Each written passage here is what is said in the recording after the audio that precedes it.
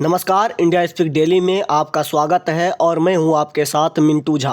राजस्थान के दो युवकों जुनैद और नासिर को जिंदा जलाने का मामला अब दो राज्यों के बीच टकराव का मुद्दा बन गया है। साथ ही इसमें हिंदू संगठन भी पूरी ताकत से कूद गए हैं। इस मामले में गौरक्षक मोनू मानेसर पर आरोप लगाया गया, जिसके बाद उनके समर्थन में मंगलवार को हिंदू महापंचायत हुई, जिसमें बजरंग दल, विश्व हिंदू परिषद जैसे संगठनों के लोगों ने दावा किया कि अगर मोनू को गिरफ्तार किया गया तो हंगामा होगा।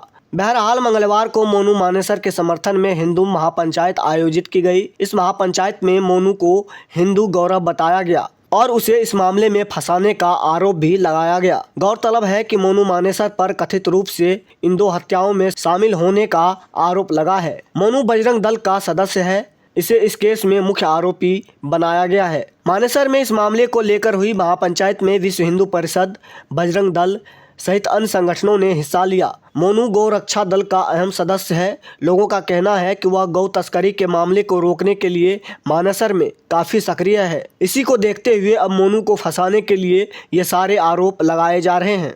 हालांकि यह पूरा मामला क्या है यह जानना बेहद जरूरी है। दरअसल हरियाणा के भिवानी में 16 फरवरी 2023 को एक जली हुई बोलेरो में दो नर कंकाल मिले थे। यह कंकाल राजस्थान के भरतपुर निवासी गौ तस्कर जुनैद और नासिर के बताए गए। इसके बाद से गौरक्षक मोनू मानेसर का नाम चर्चा में है और पूरा लिबरल गिरोह उसके पीछे पड़ा है। दरअसल 15 फरवरी को दो गाय तस्कर जुनैद और नासिर खान अपने घर से बोलेरो में निकले थे। 24 घंटे बाद उनकी जली हुई लाशें हरियाणा के भिवानी में बोलेरो में मिली थी। जुनैद नासिर की हत्या का मामला तब सामने आया जब जुनैद के चचेरे भाई इस्माइल ने 15 फरवरी को गोपालगंज थाना भरतपुर में दोनों के अपहरण और मारपीट का केस दर्ज कराया। अगले दिन 16 फरवरी को जुनैद और नासिर की लाश हरियाणा में भिवानी जिले के कस्बा लोहारू में जली हुई हालत में मिली थी। दोनों के कंकाल बोलेरो गाड़ी में मिले थे।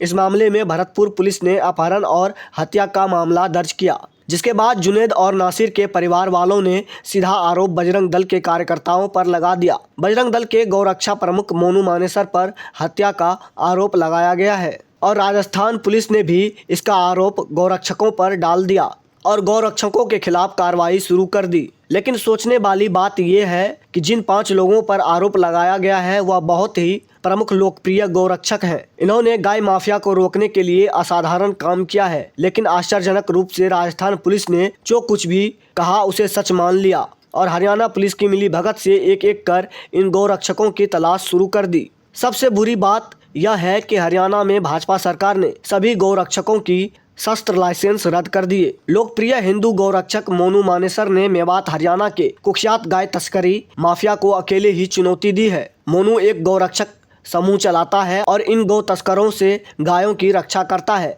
आपको बता दें, मोनू मानेसर पर आरोप लगाया गया, लेकिन उसने 15 तारीख की रात अपने दोस्तों के साथ होने के सीसीटीवी सबूत भी जारी किए। उसने कहा कि गौरक्षा से जुड़े होने की वजह से उसे और बाकी लोगों को फंसाया जा रहा है, लेकिन 4 अज्ञात कारणों से पुलिस ने उनकी बात नहीं मानी। इतना ही नहीं, एक संयुक्त अभियान में गौरक्षक श्रीकांत पंडित के घर पुलिस ने छापा मारा। गौरक्षक श्रीकांत के घर में घुसकर उनके परिवार को बेरहमी से पीटा। ऐसी क्रूरता की कि श्रीकांत के 9 महीने की गर्भवती पत्नी ने अपने अजन्मे बच्चे को खो दिया, जिसके बाद नूह मेवात के नगीना थाने में यह केस दर्ज किया गया है। शिकायत में राजस्थान पुलिस का नाम है। श्रीकांत की मां दुलारी की शिकायत पर हरियाणा पुलिस ने रविवार को नवजात बच्चे को शमशान से निकलवाकर पोस्टमार्टम कराया था। पुलिस ने कथित तौर पर श्रीकांत के अजन्मे बेटे की हत्या कर दी और उसके भाइयों को गिरफ्तार कर लिया। पुलिस अब दावा कर रही है कि उसने अपना जुर्म स्वीकार कर लिया है, लेकिन क्या यह यातना के तहत स्वीकारोक्ति है या पुलिस जो कह रही है वह सच है?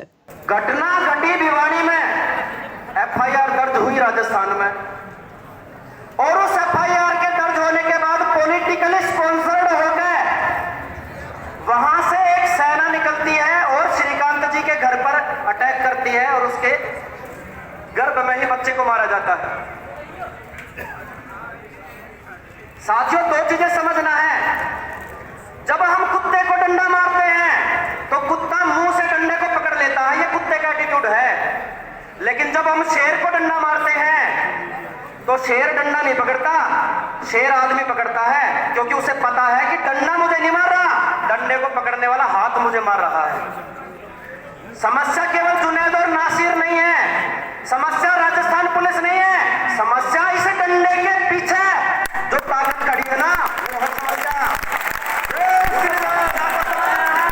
अब सवाल उठता है, अगर जुनैद और नासिर की कार दुर्घटना में हत्या कर दी गई या जला दिया गया, अगर उनकी हत्या हुई थी तो असल में कौन शामिल है? ये 5 गौरक्षक या कोई और? यह सांप्रदायिक है या प्रतिद्वंदिता? ये तो जांच का विषय है। लेकिन पूरा मीडिया गौरक्षकों को अपराधी के रूप में चित्रित कर चुका है और पुलिस यह साबित करने की कोशिश क्यों कर रही है कि केवल गौरक्षकों ने उनकी हत्या की? राजस्थान और हरियाणा पुलिस और सरकार की ये सभी कार्रवाइयाँ पूरी जांच पर गंभीर संदेह पैदा करती है। प्रथम दृष्टि से यह हिंदुओं के खिलाफ पक्षपातपूर्ण लग रहा है। जमीन पर बहुत से लोग कानाफूसी कर रहे हैं कि यह हरियाणा के गौरक्षक समूहों को नष्ट करने की साजिश है ताकि गाय तस्कर स्वतंत्र रूप से काम कर सके। इतना ही नहीं, इस माफिया ने गरीब किसानों की जिंदगी नर्क बना दी थी। हरियाणा सरकार इस गंदगी को रोकने में विफल रही, लेकिन जब हिंदू संगठनों ने गुरुग्राम, मानेसर, पलवल बेल्ट में स्थानीय हिंदू पुनरुत्थान को जन्म दिया। गुरुग्राम में हिंदू समूहों द्वारा नमाज बंद कर दी गई थी।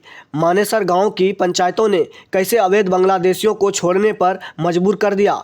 मजबूत हिंदू सक्रियता ने शायद सत्ता में बैठे लोगों को असहज कर दिया, इसलिए उन्होंने हिंदुओं को निर्वस्त्र करने में 1 मिनट का समय नहीं लगाया।